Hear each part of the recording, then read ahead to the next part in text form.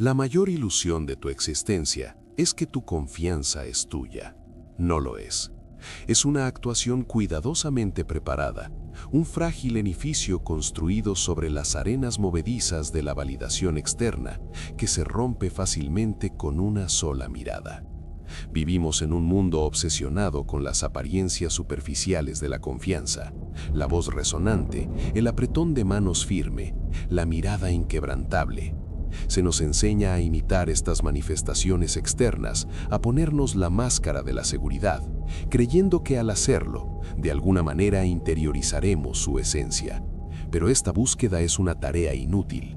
Es un intento desesperado por pintar sobre unos cimientos agrietados con la más fina capa de confianza en uno mismo. La verdad, a menudo incómoda y siempre brutal, es que la confianza genuina, la que resuena en las cámaras silenciosas de tu propia convicción, la que irradia una autoridad casi primitiva, rara vez se ve y aún más rara vez se comprende.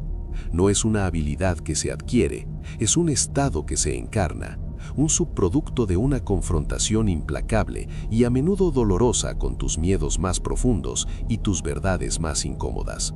Piensa en el hombre común, navegando por el laberinto de la vida moderna. Busca la afirmación en cada interacción, en cada mirada fugaz, en cada comentario sobre su existencia digital curada. Su autoestima fluctúa con las mareas de la opinión popular, como un barco a la deriva sin ancla. Puede que proyecte una fachada de fortaleza, una fachada de invulnerabilidad, pero bajo ese exterior cuidadosamente construido se esconde una ansiedad omnipresente, una duda corrosiva que le susurra verdades venenosas en las horas tranquilas de la noche. Eso no es confianza, es un engaño elaborado, tanto para sí mismo como para el mundo. Es una actuación de fortaleza, no su manifestación genuina. Y el mundo, al percibir esta fragilidad inherente, a menudo responde con un desprecio sutil, casi imperceptible. No temen la actuación, sino que explotan su debilidad inherente. La verdadera naturaleza de la confianza, la que puede desconcertar e inspirar en igual medida, no se encuentra en la búsqueda de la validación externa, sino en la eliminación despiadada de su necesidad. Es una singularidad psicológica, un estado que se alcanza cuando la necesidad de aprobación, de elogios, incluso de la comprensión básica de los demás, ha sido sistemáticamente desmantelada. Este es el secreto maquiavélico, no solo del poder, sino de un autocontrol inquebrantable, la indiferencia total y absoluta hacia las opiniones de aquellos que no importan. Y seamos claros, en el gran esquema de tu dominio personal, muy pocos importan realmente. Esta verdad es incómoda porque exige enfrentarse a la incómoda realidad de la dependencia humana. Somos criaturas sociales, programadas para conectar, para pertenecer. Pero esta misma programación puede convertirse en una cadena que nos ata a las expectativas y juicios del rebaño. Para alcanzar una confianza genuina y aterradora, primero hay que romper estas cadenas. No se trata de misantropía, sino de soberanía estratégica. Imagina a un hombre, no muy diferente a ti, que trabajó durante años en la sombra de la oscuridad. Llamémosle Elías. Elías era un artesano, un maestro de la relojería intrincada cuyas creaciones eran maravillas de precisión y belleza. Sin embargo, durante años dudó en mostrar su trabajo, paralizado por un miedo generalizado a las críticas. Buscaba la validación de sus compañeros, de su familia, de cualquiera que le ofreciera una palabra amable. Sus elogios inflaban momentáneamente su ego, sus críticas lo sumían en una espiral de dudas. Su confianza era algo prestado, un reflejo en los ojos de los demás. Un día ocurrió un incidente peculiar. Elías estaba trabajando hasta tarde, absorto en un mecanismo particularmente complejo, cuando una repentina sobrecarga eléctrica provocó una pequeña explosión en su taller. Él salió ileso, pero su creación más preciada, un reloj de una complejidad sin igual, quedó completamente destruida. La consecuencia inmediata fue una avalancha de desesperación. Había invertido años en esa pieza, innumerables horas de trabajo meticuloso solo para que quedara reducida a un montón de engranajes destrozados y resortes retorcidos. Sin embargo, en las horas tranquilas y desoladas que siguieron, algo profundo cambió dentro de él. Sin nada que perder, sin la validación definitiva, la creación perfecta, ahora desaparecida, descendió sobre él una extraña claridad. Se dio cuenta de que su miedo al fracaso, su ansia de aprobación, se había construido en torno a la idea de ese reloj. Ahora la idea era polvo. Lo que quedaba era su habilidad, sus manos, su mente y el conocimiento fundamental de que podía volver a construir. El objeto externo de su validación había desaparecido, y con él las cadenas de sus expectativas. Empezó de nuevo, no por los elogios ni por el reconocimiento, sino por el mero acto de crear, por el dominio en sí mismo. Trabajó en silencio, impulsado por un imperativo interno. Cuando terminó el nuevo reloj, superó al antiguo en todos los aspectos imaginables. Y cuando la gente lo vio, no solo lo admiró, sino que sintió algo más, un profundo respeto. Su confianza es una delicada flor de invernadero que se marchita el primer toque de escarcha. Fracasa porque prioriza la comodidad efímera de su estado actual sobre el arduo ascenso a uno superior. La segunda barrera, igualmente potente, es el ego. No el sentido saludable del yo, sino el ego frágil y defensivo que se aferra desesperadamente a su identidad construida. Este ego tiene pánico a equivocarse, a quedar en evidencia, a parecer menos que perfecto. Interpreta cualquier desafío a su visión del mundo, cualquier comentario que insinúe imperfección, como una amenaza existencial. Esto le lleva a adoptar una postura defensiva, a negarse a aprender, a adherirse ciegamente al dogma y a una profunda incapacidad para adaptarse.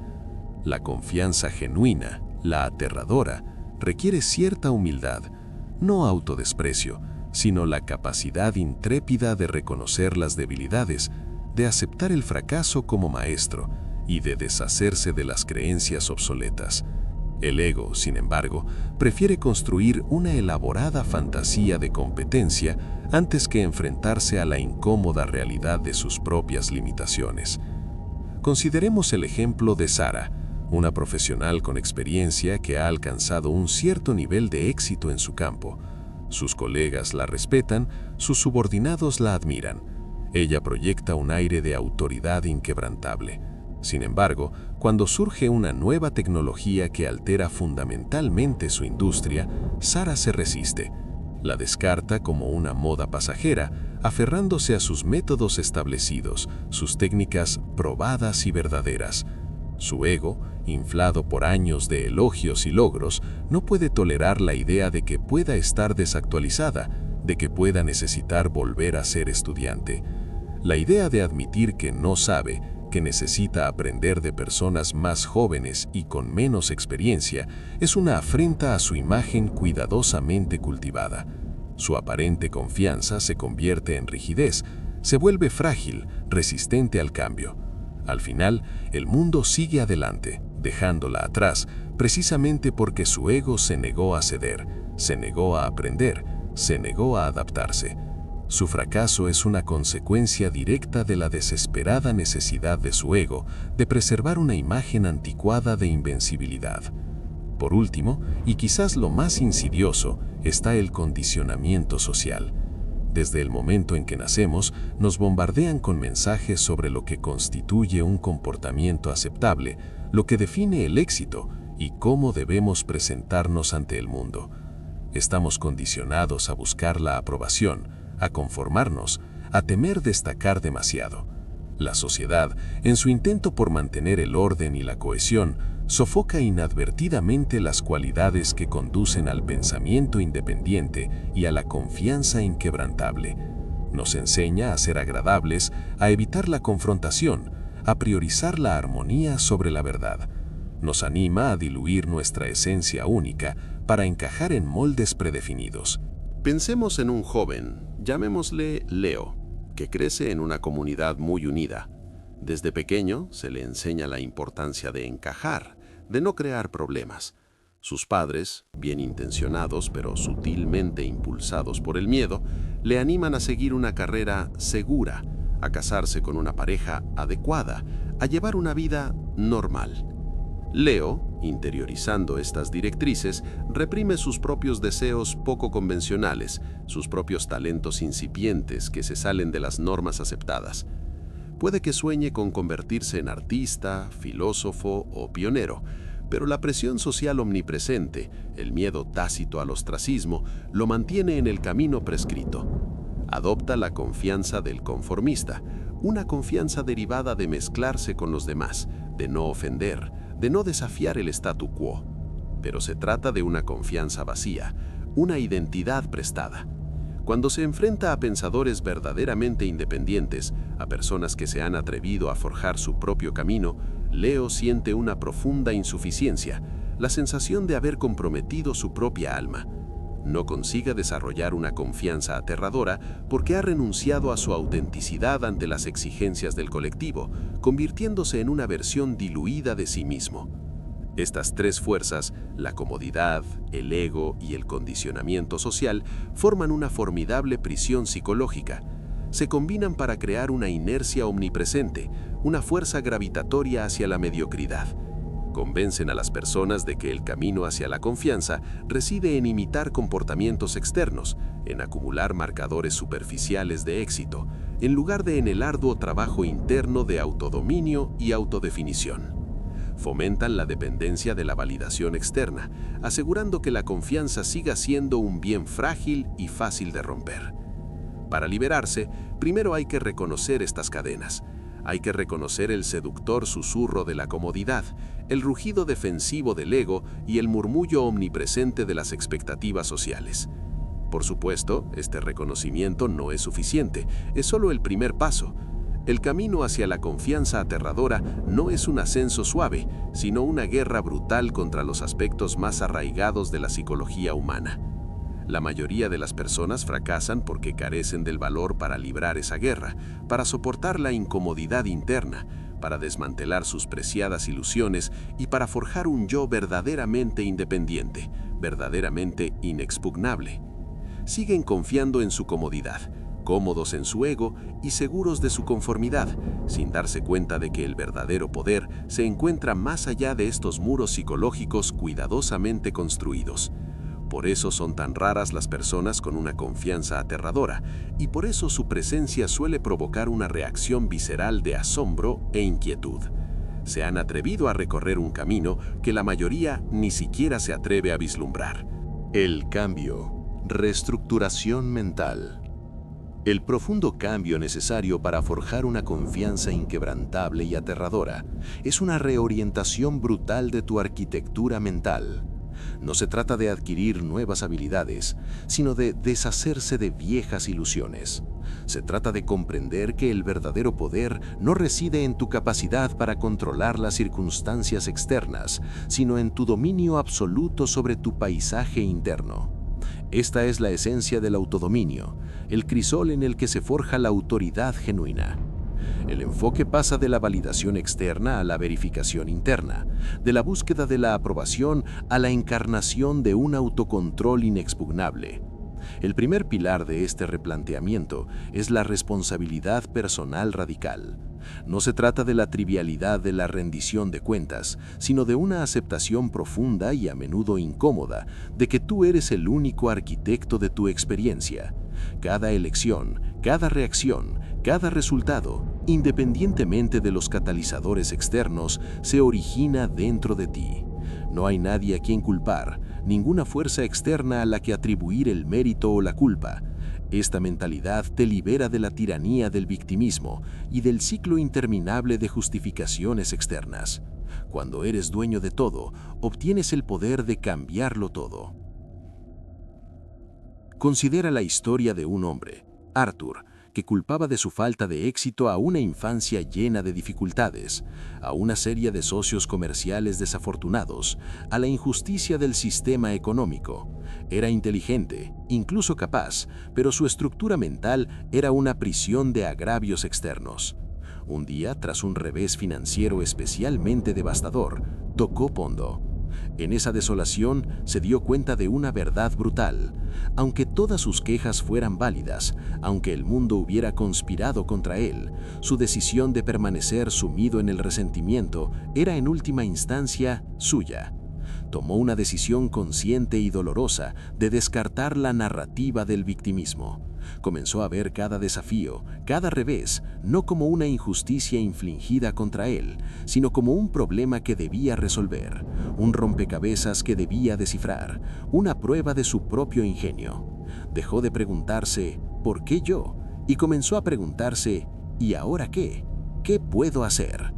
Este cambio no fue fácil. Significaba abandonar hábitos de pensamiento profundamente arraigados, pero al abrazar esta responsabilidad personal radical, su fuerza interior creció exponencialmente.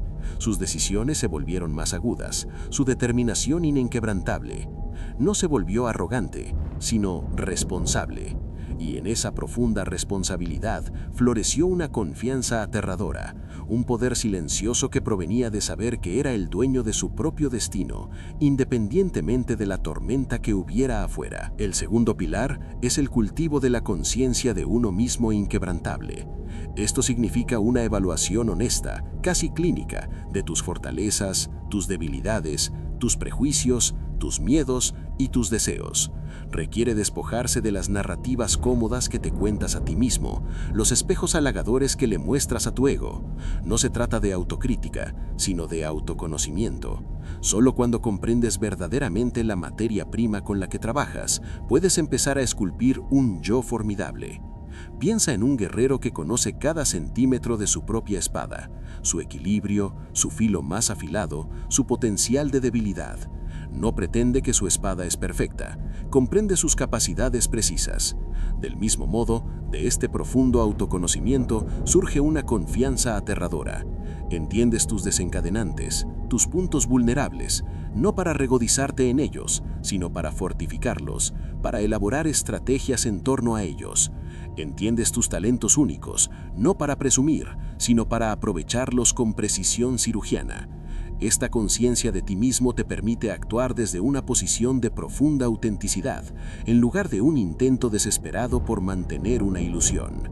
Ya no estás interpretando un papel, simplemente estás siendo. Pensemos en un orador exitoso, conocido por su presencia cautivadora y sus argumentos inquebrantables. Su confianza parece natural. Sin embargo, bajo esa apariencia se esconden años de autoevaluación implacable. Entiende perfectamente qué palabras resuenan, qué gestos llaman la atención y, lo que es más importante, qué frases alejan al público. Conoce su cadencia natural al hablar, sus fortalezas y debilidades vocales. Ha practicado no solo sus palabras, sino también su presencia, analizando sus propias actuaciones con una honestidad casi brutal.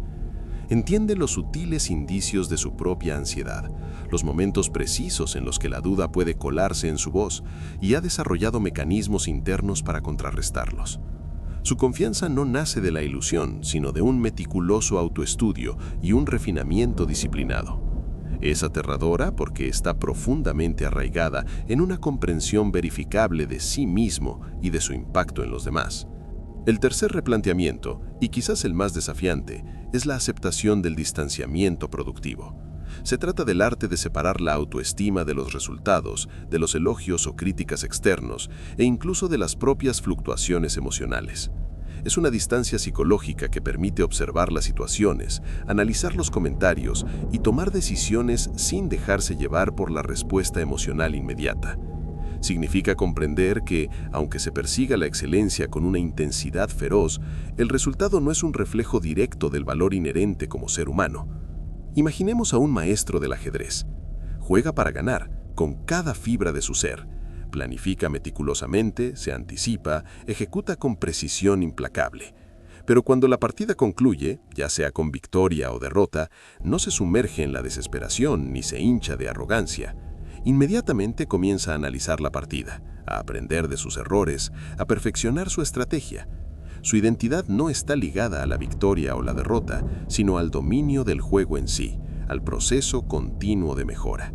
Su confianza proviene de su capacidad para comprometerse plenamente, aprender sin descanso y seguir adelante. Se desprende de manera productiva de la montaña rusa emocional de los resultados individuales. Este desapego le da una enorme ventaja. Nunca se paraliza por el miedo al fracaso, ni se complace en la victoria. Simplemente, siempre está evolucionando. Este enfoque inquebrantable en el proceso, en lugar de en el resultado voluble, es un sello distintivo de una confianza aterradora.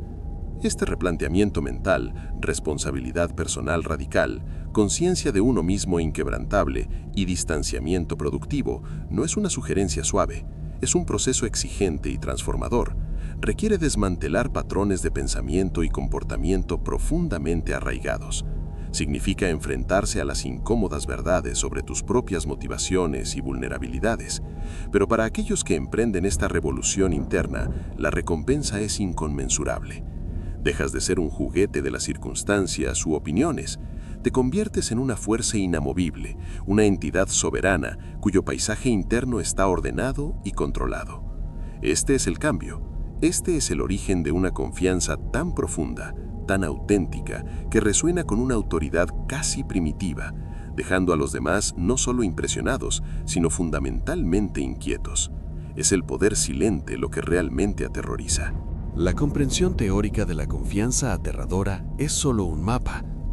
Para atravesar el territorio, necesitas un conjunto de reglas inflexibles, acciones que desmantelen sistemáticamente tus dependencias y forjen un núcleo interno inquebrantable. No se trata de sugerencias, sino de directrices que deben ejecutarse con una precisión casi quirúrgica. Regla 1. La doctrina de la incomodidad intencional. Busca deliberadamente y participa en situaciones que te provoquen una leve incomodidad o miedo. No se trata de ponerte en peligro de forma imprudente, sino de ampliar sistemáticamente tu zona de confort psicológico.